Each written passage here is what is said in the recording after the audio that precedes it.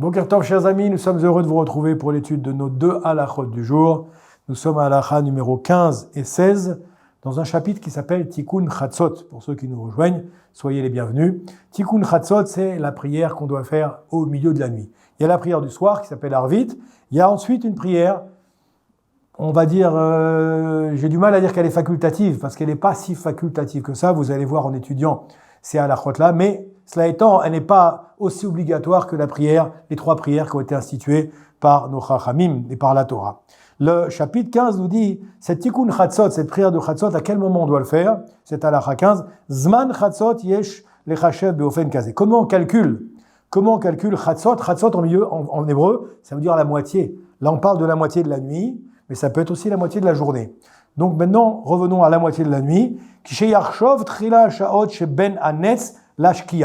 Comment on va calculer Chatzot Laïla, c'est-à-dire le milieu de la nuit? On va prendre le nombre d'heures qui se trouvent entre le lever du jour et le coucher du soleil.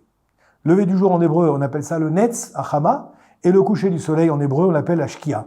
Donc on prend le nombre d'heures qu'il y a entre le lever du jour et le coucher du soleil, Ve'achatzi uzman achatzot. Le nombre d'heures, on le divise par 2, d'accord?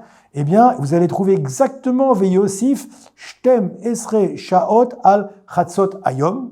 Et donc, on ajoute à cela 12 heures et on obtient exactement l'heure exacte du milieu. On appelle ça chatzot alayla, d'accord?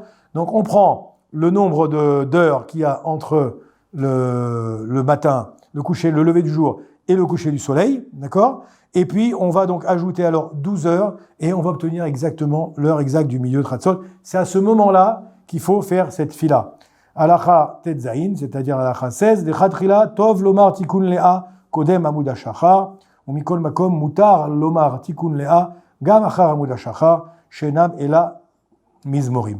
Bon, on nous dit ici que juste avant tikkun Chatzot, on a un autre tikkun qui s'appelle tikkun Léa. Tikkun Léa du nom de la prophétesse, Léa du nom de la Imaot Léa. Eh bien, on nous dit ici que il y a un autre tikkun avant le tikkun Chatzot qui s'appelle tikkun Léa qui n'est fait que de mizmorim.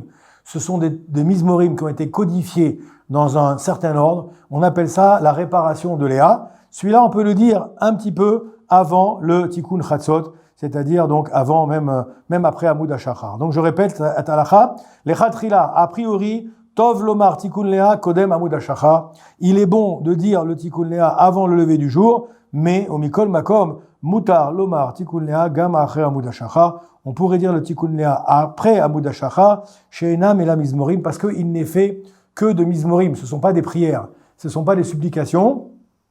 Ce sont que des Teilim. De ce fait-là, on peut les lire à ce moment-là, même un petit peu plus tard que le Tikkun Chatzot. Je vous souhaite une bonne journée. N'oubliez pas le téléphone en bas de l'écran. Si les halachot ne sont pas clairs, ou si vous souhaitez des explications complémentaires, très bonne journée à tout le monde.